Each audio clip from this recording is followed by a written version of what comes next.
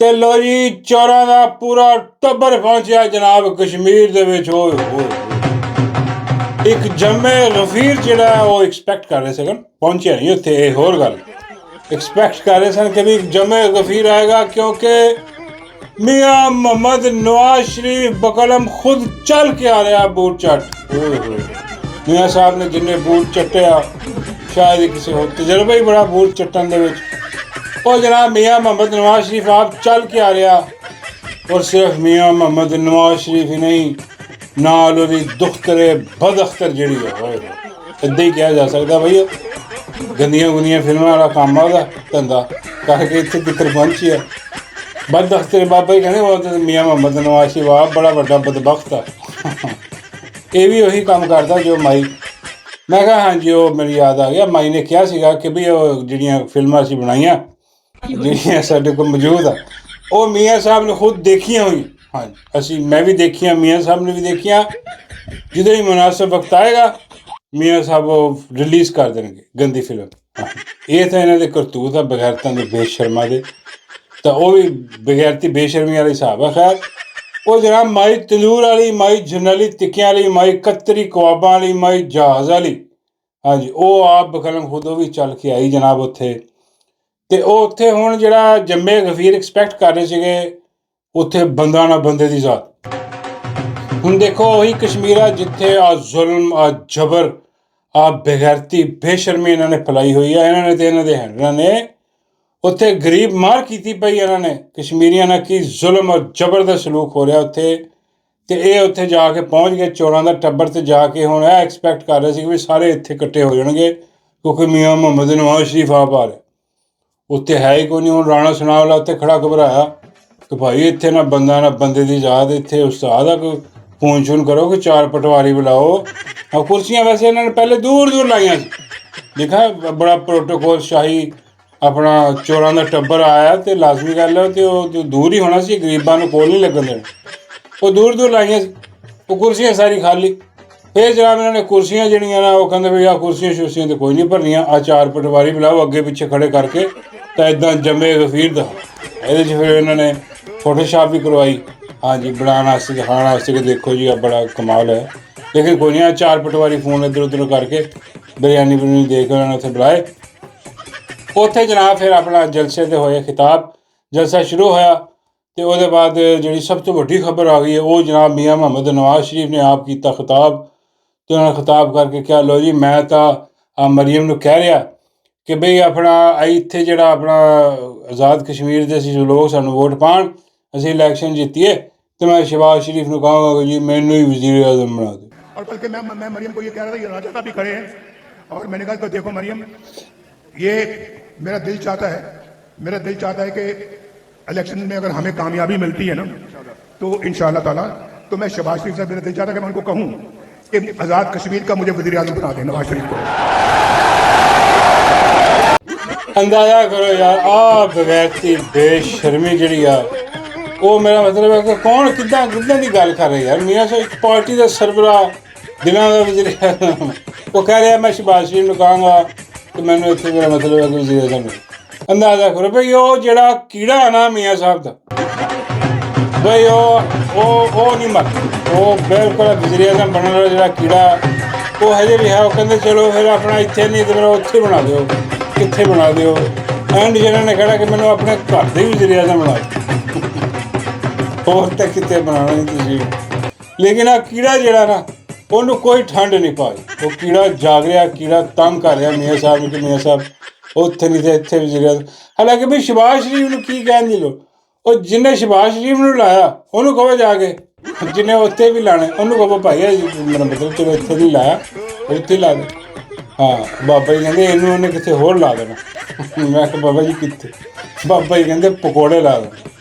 ਮੈਂ ਕਿਹਾ ਪਕੌੜੇ ਤਾਂ ਮੀਆਂ ਸਾਹਿਬ ਪਹਿਲੇ ਲੱਗੇ ਹੋਏ। ਹਾਂ ਇਲੈਕਸ਼ਨ ਦੀ ਰਾਤ ਵੀ ਮੀਆਂ ਸਾਹਿਬ ਪਕੌੜੇ ਲੱਗ ਗਏ ਸੀ। ਮੀਆਂ ਸਾਹਿਬ ਨੇ ਜਦੋਂ ਦਿਖਾਇਆ ਕਿ ਮੀਆਂ ਸਾਹਿਬ ਆਹ ਤੁਹਾਡਾ ਫਾਰਮ 47 ਆ ਜਿਸ 'ਚ ਕਾਂਟੇ ਮਾਟੇ ਵੱਜੇ ਆ, ਆਹ ਤੁਹਾਨੂੰ ਜ਼ਬਰਦਸਤੀ ਜਿਤਾਇਆ ਗਿਆ, ਤੁਸੀਂ ਹਾਰ ਗਏ, ਆਪਣੇ ਹੀ ਹਲਕੇ ਹਾਰ ਗਏ ਮੀਆਂ ਸਾਹਿਬ।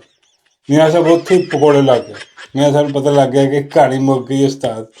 ਅੱਜ ਜੋ ਕਰਾ ਕੇ ਲਵਾਇਆ ਸੀ ਅਸੀਂ, ਇਹ ਬੰਦਾ ਰਿਟਾਇਰ ਆਦਮੀ ਇਹ ਲੈ ਕੇ ਬਹਿ ਗਿਆ, ਜੜ੍ਹਾਂ 'ਚ ਬਹਿ ਗਿਆ ਸਾਡੀਆਂ, ਮੈਨੂੰ ਨਹੀਂ ਉੱਠਣ ਦਿੰਦਾ। ਉਹ ਦਿਨ ਗਿਆ ਤੇ ਅੱਜ ਤਾਂ ਮੀਆਂ ਸਾਹਿਬ ਨੂੰ ਨਹੀਂ ਉੱਠਣ ਦਿੱਤਾ। ਲੇਕਿਨ ਉਹ ਕੀੜਾ ਹੈ, ਉਹ ਕੀੜਾ ਤੰਗ ਕਰਦਾ ਤੇ ਫਿਰ ਉਹ ਆਪਣਾ ਦਵਾਈ ਉਹਦੀ ਹੈ ਕੋਈ ਨਹੀਂ, ਤੇ ਉਹ ਫਿਰ ਮੀਆਂ ਸਾਹਿਬ ਇੱਦਾਂ ਦੀ ਗੱਲ ਕਰਦੇ ਆ ਕਿ ਵੀ ਮੈਂ ਉਹਨੂੰ ਕਹਾਂਗਾ ਕਿ ਮੈਨੂੰ ਇੱਥੇ ਵਜ਼ੀਰ ਆਜ਼ਮ ਬਣਾ ਦਿਓ।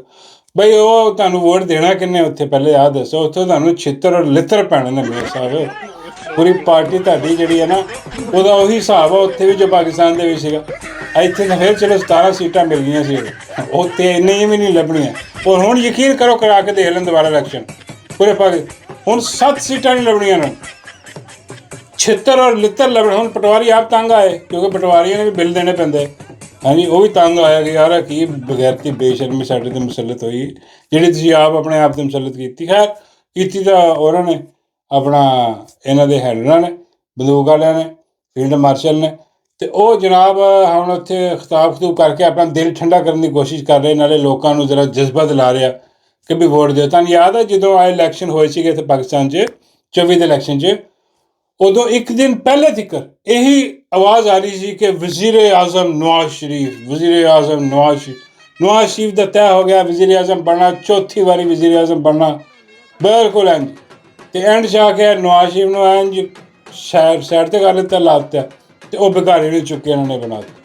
ਅਤੇ ਹੁਣ ਉੱਥੇ ਵੀ ਜਿਹੜਾ ਨਾ ਲੋਕਾਂ ਨੂੰ ਇਹੀ ਵੇਚਣ ਦੀ ਕੋਸ਼ਿਸ਼ ਕਰ ਰਿਹਾ ਕਿ ਵੀ ਆ ਜੇ ਤੁਸੀਂ ਵੋਟ ਦਿਓ ਅਤੇ ਇਹ ਜਿਹੜਾ ਕਿਸੇ ਕੰਮ ਦਾ ਨਹੀਂ ਹੁਣ ਬਾਵਜੂਦ ਇਹਨੂੰ ਤੁਹਾਡੇ 'ਤੇ ਮੁਸੱਲਤ ਕਰਦੇ। ਹਾਂ, ਉਹ ਭਾਈ ਉਹ ਤੁਹਾਡੇ ਬਾਰੇ ਖਾਤੇ ਨਹੀਂ ਆਉਂਦੇ, ਉਹਨਾਂ ਨੂੰ ਸਾਰਾ ਪਤਾ ਕਿੰਨੀ ਬਗੈਰਤੀ ਬੇਸ਼ਰਮੀ ਤੁਸੀਂ ਕਰ ਰਹੇ ਹੋ। ਉਹਦੇ ਬਾਅਦ ਜਨਾਬ ਮਾਈ ਤੰਦੂਰ ਵਾਲੀ, ਮਾਈ ਜਰਨੈਲੀ ਟਿੱਕੇ ਵਾਲੀ, ਬਾਬਾ ਜੀ ਕਹਿੰਦੇ ਮਾਈ ਜਰਨੈਲੀ ਟਿੱਕੇ ਵਾਲੀ ਤਾਂ ਠੀਕ ਆ, ਲੇਕਿਨ ਮੀਆਂ ਸਾਹਿਬ ਨੇ ਆਪਣਾ ਰੰਡੀ ਰੋਣਾ ਨਹੀਂ ਰੋਇਆ। ਮੈਂ ਕਿਹਾ ਨਹੀਂ ਰੰਡੀ ਰੋਣਾ, ਕਿਉਂਕਿ ਉਹ ਰੰਡੀ ਰੋਣਾ ਜਿਹੜਾ ਉਹਨਾਂ ਨੇ ਜਾ ਕੇ ਗਿਲਗਿਤ 'ਚ ਰੋਇਆ ਸੀ, ਉਹਦਾ ਨੁਕਸਾਨ ਹੋਇਆ। ਹਾਂ, ਉਹ ਉਹਨਾਂ ਨੇ ਪਾਰਟੀਆਂ ਨੇ ਸੁਣਾਇਆ ਕਿ ਤੁਸੀਂ ਜਿਹੜਾ ਰੰਡੀ ਰੋਣਾ ਇੱਥੇ ਰੋਣ ਰਹੇ ਹੋ, ਉਹ ਲੋਕਾਂ ਨੇ ਛਿੱਤਰ ਮਾਰੇ ਉੱਥੇ। ਇੱਥੇ ਵੀ ਛਿੱਤਰ ਖਾਓਗੇ ਤੁਸੀਂ ਆਪਣਾ ਰੰਡੀ ਰੋਣਾ ਰੋ ਕੇ, ਅਤੇ ਇਹ ਨਾ ਰੋਣਾ ਕਿ ਮੁਝੇ ਕਿਉਂ ਨਿਕਾਲਾ। ਹਾਂ, ਅਤੇ ਇਸ ਕਰਕੇ ਮੀਆਂ ਸਾਹਿਬ ਇੱਥੇ ਥੋੜ੍ਹਾ ਜਿਹਾ ਮੇਰੇ ਖਿਆਲ ਬਾਜ਼ ਰਹੇ ਨੇ, ਅਤੇ ਇੱਥੇ ਚੰਗੀਆਂ ਗੱਲਾਂ ਕਰਨ ਦੀ ਕੋਸ਼ਿਸ਼ ਕੀਤੀ ਉਹਨਾਂ ਨੇ ਕਿ ਆਪਣਾ ਮੁਸਲਿਮ ਲੀਗ ਦੇ ਦੌਰ 'ਚ ਇਹ ਵੋ ਫਲਾਣਾ ਟਿੰਗੜਾ। ਖੈਰ ਉਹ ਮਾਈ ਆਈ ਜਨਾਬ, ਫਿਰ ਮਾਈ ਨੇ ਵੀ ਉੱਥੇ ਫੜਿਆ। ਅੱਛਾ ਮਾਈ ਯਾਰ ਯਕੀਨ ਕਰੋ ਇੱਕ ਹੈਜਾਨ ਦੀ ਕੈਫੀਅਤ ਹੈ, ਦਿਮਾਗੀ ਜ਼ਿਹਨੀ ਮਰੀਜ਼। ਬਾਬਾ ਜੀ ਕਹਿੰਦੇ ਇਹ ਵੀ ਜ਼ਿਹਨੀ ਮਰੀਜ਼ ਆ? ਮੈਂ ਕਿਹਾ ਇਹ ਵੀ ਕੀ? ਬਾਬਾ ਜੀ ਕਹਿੰਦੇ ਇੱਕ ਤਾਂ ਇਹਨੂੰ ਲਾਉਣ ਵਾਲਾ ਜ਼ਿਹਨੀ ਮਰੀਜ਼ ਆ ਸਭ ਤੋਂ, ਉਹੀ ਨਹੀਂ ਮਾਣ, ਪੂਰਾ ਮੁਲਕ ਨੇ ਜਾਲ ਕੇ ਰੱਖਤਾ, ਤਬਾਹ ਬਰਬਾਦ ਕਰਕੇ ਰੱਖਤਾ ਜ਼ਿਹਨੀ ਮਰੀਜ਼ ਆਦਮੀ ਨੇ, ਉੱਤੋਂ ਇਹ ਵੀ ਜ਼ਿਹਨੀ ਮਰੀਜ਼। ਮੈਂ ਕਿਹਾ ਹਾਂਜੀ ਬਾਬਾ ਜੀ, ਤਾਂ ਹੀ ਤਾਂ ਇਹਨਾਂ ਦਾ ਮੇਰਾ ਮਤਲਬ ਹੈ ਕਿ ਪੇਚਾ ਪਿਆ, ਮੇਰਾ ਮਤਲਬ ਹੈ ਕਿ ਮੁਹੱਬਤਾਂ ਨੇ, ਮੇਰਾ ਮਤਲਬ ਇੱਕ ਦੂਜੇ ਦੀ ਪਸੰਦੀਦਗੀ ਹੈ, ਜੋ ਵੀ ਕਹਿ ਲਓ, ਕਿ ਉਹਨੂੰ ਵੀ ਪਤਾ ਜ਼ਿਹਨੀ ਮਰੀਜ਼ ਹੈ, ਇਹਨੂੰ ਪਤਾ ਉਹ ਜ਼ਿਹਨੀ ਮਰੀਜ਼ਾਂ ਦੀ ਆਪਸ ਵਿੱਚ ਜੋ ਬਣਦੀ ਆ, ਉਹ ਜਦੋਂ ਉਹਨਾਂ ਦੀ ਬਣ ਜਾਵੇ ਉਦੋਂ ਮੁਲਕ ਦਾ ਜੋ ਹਾਲ ਹੁੰਦਾ ਉਹ ਅੱਜ ਉਹੀ ਹਾਲ ਹੋਇਆ ਜੋ ਪਾਕਿਸਤਾਨ ਦਾ, ਕਿਉਂਕਿ ਇਹ ਦੋ ਜ਼ਿਹਨੀ ਮਰੀਜ਼ ਮਿਲ ਬੈਠੇ, ਬਲਕਿ ਸਾਰੇ ਜ਼ਿਹਨੀ ਮਰੀਜ਼ ਆਹ ਦੋ ਤਾਂ ਹੈ। ਹੁਣ ਮਾਈ ਉੱਥੇ ਖੜੀ ਜਿਹੜਾ ਉਹ ਪਤਾ ਨਹੀਂ ਕੀ ਰੰਡੀ ਰੋਣਾ ਮਾਈ ਦਾ ਵੀ ਉਹੀ ਆ ਕਿ ਬੱਸਾਂ ਮੇਰੀਆਂ ਬੱਸਾਂ, ਹਰੀਆਂ ਬੱਸਾਂ, ਗਰੀਨ ਬੱਸਾਂ, ਲਾਲ ਪੀਲੀਆਂ, ਜਿੱਦਾਂ ਪਰਾਂਦੇ ਵੇਚਣ ਨਾਲ ਨਹੀਂ ਹੁੰਦਾ ਕੋਈ, ਉਹ ਵੀ ਇੰਨੀ ਵਾਰੀ ਨਹੀਂ ਕਹਿੰਦਾ ਜਿੰਨੀ ਵਾਰੀ ਮਾਈ ਉੱਥੇ ਸ਼ੁਰੂ ਹੋਈ ਆ। ਔਰ ਉਹ ਅਜੀਬੋ ਗਰੀਬ, ਉਹਦਾ ਹੈਜਾਨ ਦੀ ਕੈਫੀਅਤ ਮੁਬਤਲਾ, ਉਹਨੂੰ ਇੱਕੋ ਹੀ ਚੀਜ਼ ਕਿਸੇ ਨੇ ਪੜ੍ਹਾਈ ਹੋਈ ਆ, ਉਹੀ ਬਾਰ ਕਹਿ ਰਹੀ ਆ ਕਿ ਇੰਨੀ ਗਰਮੀ 'ਚ ਬੱਸਾਂ 'ਚ AC ਚੱਲ ਰਿਹਾ, ਹਾਏ ਹਾਏ ਲੋਕ ਬੱਸਾਂ 'ਚ ਬਹਿੰਦੇ ਸੋ ਜਾਂਦੇ, ਕਿਉਂਕਿ AC ਲੱਗਾ ਹੋਇਆ, ਉਹ ਵੜ ਗਏ ਵੀ ਮਾਈ, AC ਲੱਗਾ ਹੋਇਆ। और माई क्या देखो यार, आजकल गर्मी का मौसम है, पंजाब में लोग उस बस में जाके सो जाते हैं, उनको जगा के बताना पड़ता है कि आपका स्टॉप आ गया है, क्योंकि एयर कंडीशनिंग। अंदाजा करो यार, ये हरकतां चेक करो यार, इंज हैजानी कैफियत पागल नहीं हुई होंगी, जिवें बिल्कुल पता नहीं कि कोई बच्चे नूं कोई गिफ्ट दे दो, कोई बस कोई ट्रेन कोई इदां दी छोटी जी चीज़ दे दो, ਬੱਚਾ ਜਿੱਦਾਂ ਇੱਦਾਂ ਮੇਰਾ ਮਤਲਬ ਪਾਗਲ ਹੀ ਹੋ ਜਾਂਦਾ।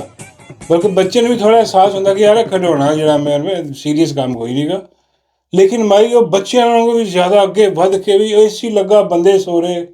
मैंने रील देखी आ, हाँ बाबा जी सो रहे थे, मैं दसिया भी सीगा बाबा जी जिहड़े वो अपने ही बाबा जी थे।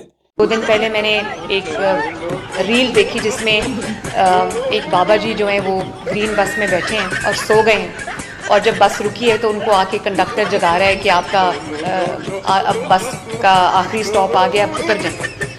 जो तो सो रहे थे किसी के बिट्टू के कंधे ते अपना मोढे ते अपना बाबा कहते बंदूक रख, ਮੈਂ ਕਹਿੰਦੀ ਬੰਦੂਕ ਤੁਸੀਂ ਕਿੱਥੇ ਰੱਖੀ ਜੀ? ਸਿਰ ਰੱਖਿਆ ਰੱਖ ਕੇ ਬਾਬਾ ਜੀ ਉੱਥੇ। ਸੋ ਲੇਕਿਨ ਖੈਰ ਉਹ ਹੁਣ ਜਿਹੜਾ ਇੱਕ ਹਜਾਨੀ ਕਫੀਰ 'ਚ ਦੱਸ ਰਹੀ ਹੈ ਕਿ ਵੀ ਇੱਕ ਤਾਂ ਮੈਂ ਬੱਸਾਂ ਚਲਾਈਆਂ ਹੋਈਆਂ, ਦੂਜੀਆਂ ਜਿਹੜੀਆਂ ਨਾ ਮੈਂ ਆਪਣਾ ਬੱਸਾਂ 'ਚ ਏਅਰ ਕੰਡੀਸ਼ਨ ਵੀ ਲਵਾਇਆ ਹੋਇਆ। ਹੁਣ ਲੋਕ ਸੌਂਦੇ ਅਤੇ ਬੱਸ ਸਟਾਪ ਆਉਂਦਾ ਭੁੱਲ ਜਾਂਦੇ ਹੋ।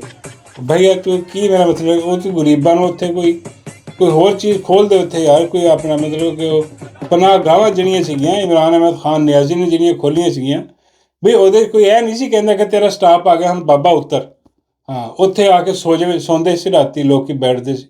ਹਾਂ ਲੇਕਿਨ ਬਗੈਰਤੀ ਬੇਸ਼ਰਮੀ ਜਿਹੜੀ ਹੈ ਨਾ ਹੁਣ ਸਮਝ ਆਉਂਦੀ ਇਹਦੇ ਜਿਹੜੇ ਹੈਂਡਲ ਉਹ ਵੀ ਦੇਖ ਹੀ ਰਹੇ ਹੋਣੇ ਕਿ ਵੀ ਦੇਖੋ ਕਿੰਨੀ ਇਹਦੀ ਹਜਾਨੀ ਕੈਫੀਅਤ, ਦਿਮਾਗੀ ਮਰੀਜ਼ ਆ, ਝਟਕੇ ਲੱਗਦੇ ਆ ਮਾਈ ਨੂੰ ਕਿ ਉੱਥੇ ਹੀ ਫਸੀ ਹੋਈ ਹੈ ਏਸੀ ਬੱਸਾਂ ਇਹ ਵੋ। ਹੁਣ ਕਹਿੰਦੀ ਹੈ ਜੀ ਕਸ਼ਮੀਰ ਦੇ ਵਿੱਚ ਵੀ ਜਿਹੜਾ ਨਾ ਇੱਦਾਂ ਦਾ ਜਿੱਦਾਂ ਪੰਜਾਬ 'ਚ ਸਿਸਟਮ ਚੱਲ ਰਿਹਾ, ਦੇਖੋ ਕਿੰਨਾ ਅਮਨ ਅਮਾਨ ਹੋ ਗਿਆ ਪੰਜਾਬ ਦੇ ਵਿੱਚ। ਕੋਈ ਧੀ ਭੈਣ ਨੂੰ ਕੋਈ ਅੱਖ ਚੁੱਕ ਕੇ ਨਹੀਂ ਦੇਖ ਦਿੱਤਾ।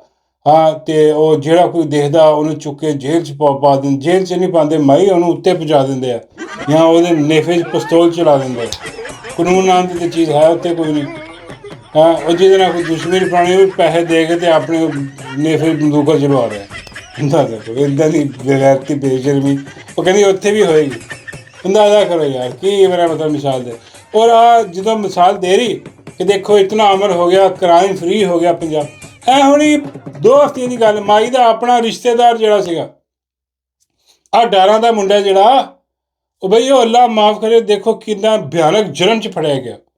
ਕੈਸੀ ਬਗੈਰਤੀ ਬੇਸ਼ਰਮੀ ਔਰ ਬੇਰੂਨਾ ਮਮਾਲਿਕ ਤੋਂ ਜਿਹੜੀਆਂ ਮੇਰਾ ਮਤਲਬ ਹੈ ਕਿ ਲੋਕ ਆਈਆਂ ਉਹ ਔਰਤਾਂ, ਉਹਨਾਂ ਨਾਲ ਜ਼ਿਆਦਤੀ ਕੀਤੀ ਗਈ, ਉਹਨਾਂ ਨਾਲ ਜ਼ੁਲਮ ਜਬਰ ਕੀਤਾ ਗਿਆ ਔਰ ਬਗੈਰਤੀ ਬੇਸ਼ਰਮੀ ਇਹਦੇ ਆਪਣਾ ਖਾਨਦਾਨ ਕਰ ਗਿਆ।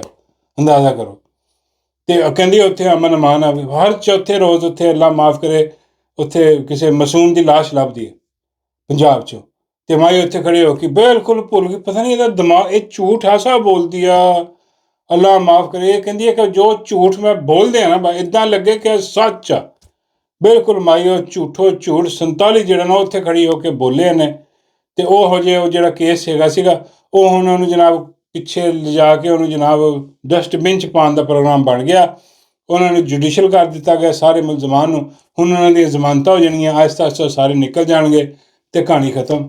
ਇਹਨਾਂ ਨੂੰ ਹੋਣਾ ਵੀ ਕੁਛ ਨਹੀਂ, ਸਾਰਿਆਂ ਨੂੰ ਪਤਾ ਸੀ ਪਹਿਲੇ ਕਿ ਕੀ ਹੋਣਾ। ਉਹ ਡਾਰਾਂ ਦੇ ਮੁੰਡੇ ਮੇਰਾ ਮਤਲਬ ਕਿੱਦਾਂ ਕਿ ਉਹਨਾਂ ਨੂੰ ਕੋਈ ਸਜ਼ਾਵਾਂ ਹੋ ਸਕਦੀਆਂ, ਨਹੀਂ ਹੋ ਸਕਦੀਆਂ। ਬਈ ਜਿਹੜੇ ਮੁਜਰਮ ਸੀਗੇ, ਮੀਆਂ ਮੁਹੰਮਦ ਨਵਾਜ਼ ਸ਼ਰੀਫ ਵਰਗਾ ਜਿਹੜਾ ਵੱਡਾ ਮੁਜਰਮ ਸੀ, ਉਹ ਜੇਲੋਂ ਕੱਢ ਕੇ ਅਗਲੇ ਨੂੰ ਲੰਡਨ ਭੇਜ ਦਿੱਤਾ। ਕੈਲੇਬਰੀ ਸਜ਼ਾ ਭੁਗਤਣੀ ਸੀ, 7 ਸਾਲ ਦੀ ਸਜ਼ਾ ਹੋਈ ਇਹਨੂੰ ਮਾਈ ਨੂੰ, ਇਹਨੂੰ ਕੱਢ ਦਿੱਤਾ ਬਾਹਰ, ਜ਼ਮਾਨਤਾਂ ਹੋ ਗਈਆਂ, ਖੂਹ ਖਾਤੇ NRO ਹੋ ਗਏ, ਸਾਰਾ ਕੁਝ। ਬਈ ਉੱਤੇ ਬੈਠੇ ਹੋਏ ਐਡੇ ਐਡੇ ਜਿਹੜਾ ਭਿਖਾਰੀ ਆ ਉਹ ਦੇਖ ਲਓ, ਉਹ ਫਰਦੇ ਜੁਰਮ ਆਇਦ ਹੋਣ ਲੱਗੀ ਸੀ ਉਹਦੇ 'ਤੇ ਜਦੋਂ ਵਜ਼ੀਰਨ ਬਣਾਇਆ ਉਹਨੂੰ। ਉਹ ਮੇਰੇ ਇੱਧਰ ਵੱਡੇ ਵੱਡੇ ਜਰਾਇਮ ਕਰਕੇ ਜਿਹੜੇ ਛੁੱਟ ਗਿਆ ਅਤੇ ਇਹਨਾਂ ਦੇ ਬੱਚੇ ਉਹ ਵੀ ਮੁਜਰਿਮ ਬਗੈਰਤ ਬੇਸ਼ਰਮ ਲਾਹਨਤੀ ਕਿਰਦਾਰ, ਉਹ ਵੀ ਇੱਦਾਂ ਹੀ ਛੁੱਟ ਜਾਣੇ, ਕੋਈ ਕੁਝ ਨਹੀਂ ਕਰ ਸਕਦਾ ਇੱਥੇ। ਉਹ ਜਿਹਨਾਂ ਦਾ ਜੋ ਮਕਸਦ ਸੀਗਾ ਕਰਨ ਦਾ ਉਹ ਹੋ ਗਿਆ, ਉਹ ਉਹਨਾਂ ਨੂੰ ਛੱਡ ਦੇਣਾ, ਗੱਲ ਖਤਮ। ਤੋ ਇੰਨਾ ਕ੍ਰਾਈਮ, ਇੰਨੀ ਬਗੈਰਤੀ ਬੇਸ਼ਰਮੀ ਪੰਜਾਬ ਦੇ ਵਿੱਚ ਮੌਜੂਦ ਆ, ਲੇਕਿਨ ਮਾਈ ਉੱਥੇ ਖੜੀ ਹੋ ਕੇ ਝੂਠ ਬੋਲ ਰਹੀ ਆ ਕਿ ਬਈ ਬਿਲਕੁਲ ਕ੍ਰਾਈਮ ਫਰੀ ਹੋ ਗਿਆ ਉੱਥੇ। ਬਹਰਹਾਲ ਉਹ ਜਨਾਬ ਫਿਰ ਉੱਥੇ ਖੜੇ ਹੋ ਕੇ ਰੌਣਕਾਂ ਸ਼ੌਣਕਾਂ ਲਾਈਆਂ। ਬਾਬਾ ਜੀ ਕਹਿੰਦੇ ਉੱਥੇ ਡੱਡੂ ਦਾ ਖਿਤਾਬ ਨਹੀਂ ਕਰਾਇਆ। ਮੈਂ ਕਿਹਾ ਨਹੀਂ, ਡੱਡੂ ਦਾ ਖਿਤਾਬ ਨਹੀਂ ਕਰਾਇਆ। ਡੱਡੂ ਦੀ ਕਹਾਣੀ ਹੋਰ ਆ। ਉਹ ਡੱਡੂ ਐਕਚੁਅਲੀ ਘਰੋਂ ਨਿਕਲਿਆ ਜਲਸੇ ਵਾਸਤੇ ਅਤੇ ਉਹ ਡੱਡੂ ਨੂੰ ਡਰਾਈਵਰ ਪਸੰਦ ਨਹੀਂ ਆਇਆ। ਬਾਬਾ ਜੀ ਕਹਿੰਦੇ ਡਰਾਈਵਰ ਪਸੰਦ ਨਹੀਂ, ਉਹਨੇ ਡਰਾਈਵਰ ਨਾਲ ਵਿਆਹ ਕਰਨਾ ਸੀ। ਮੈਂ ਕਿਹਾ ਨਹੀਂ, ਮੇਰਾ ਮਤਲਬ ਹੈ ਕਿ ਵਿਆਹ ਨਹੀਂ ਸੀ ਕਰਨਾ, ਵਿਆਹ ਤਾਂ ਉਹਨੇ ਕੀਤਾ ਹੋਇਆ। ਬਾਬਾ ਜੀ ਕਹਿੰਦੇ ਉਹਦਾ ਵਿਆਹ ਹੋਇਆ? ਮੈਂ ਕਿਹਾ ਹਾਂਜੀ, ਸ਼ੱਕ ਸ਼ੁਬੇ ਵਾਲੀ ਗੱਲ ਹੈ, ਲੇਕਿਨ ਕਹਿੰਦੇ ਹੋਏ। ਬਾਬਾ ਜੀ ਕਹਿੰਦੇ ਚਲੋ ਕੋਈ ਨਹੀਂ, ਹੋਇਆ ਵੀ ਹੈ ਅਤੇ ਤਲਾਕਾਂ ਵੀ ਤਾਂ ਹੋ ਹੀ ਜਾਂਦੀਆਂ। ਮੈਂ ਕਿਹਾ ਹਾਂਜੀ ਉਹ ਵੀ ਹੋ ਜਾਂਦੀ ਹੈ, ਕੋਈ ਐਸੀ ਗੱਲ ਨਹੀਂ, ਉਮੀਦ ਤਾਂ ਦੁਨੀਆ ਕਾਇਮ ਹੈ ਬਾਬਾ ਜੀ। ਲੇਕਿਨ ਉਹ ਡਰਾਈਵਰ ਦਾ ਕੋਈ ਮਸਲਾ ਬਣ ਗਿਆ। ਡੱਡੂ ਗੱਡੀ 'ਚ ਬੈਠਣ ਲੱਗਾ ਅਤੇ ਉਹਨੂੰ ਡਰਾਈਵਰ ਪਸੰਦ ਨਹੀਂ ਆਇਆ। ਉਹ ਕਹਿੰਦੇ ਡਰਾਈਵਰ ਦੇ ਜੇ ਹੁਲੀਆ ਉਹ ਨਹੀਂ ਪਸੰਦ ਆ, ਕਿ ਇਹੋ ਜਿਹੀ ਕੋਈ ਗੱਲ ਹੋ ਰਹੀ, ਪਤਾ ਨਹੀਂ ਕੀ ਹੋ ਰਿਹਾ, ਚੈੱਕ ਕਰੋ।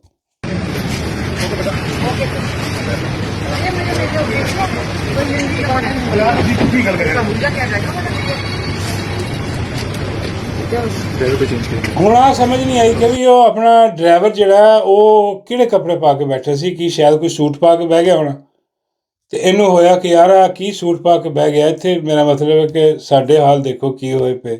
और डड्डू की शक्ल देखो तुम यार, यकीन करो। हाँ, खाली ਇਹਦਾ ਕੀ ਮਤਲਬ, ਇਹਦਾ ਮਤਲਬ ਹੈ ਕਿ ਖਾਲੀ ਸਰਜਰੀਆਂ ਕਰਵਾਉਣ ਨਾਲ ਬੰਦਾ ਈਸ਼ਵਰੀਆ ਰਾਏ ਨਹੀਂ ਬਣ ਜਾਂਦਾ, ਖੂਬਸੂਰਤ ਨਹੀਂ ਹੋ ਜਾਂਦਾ।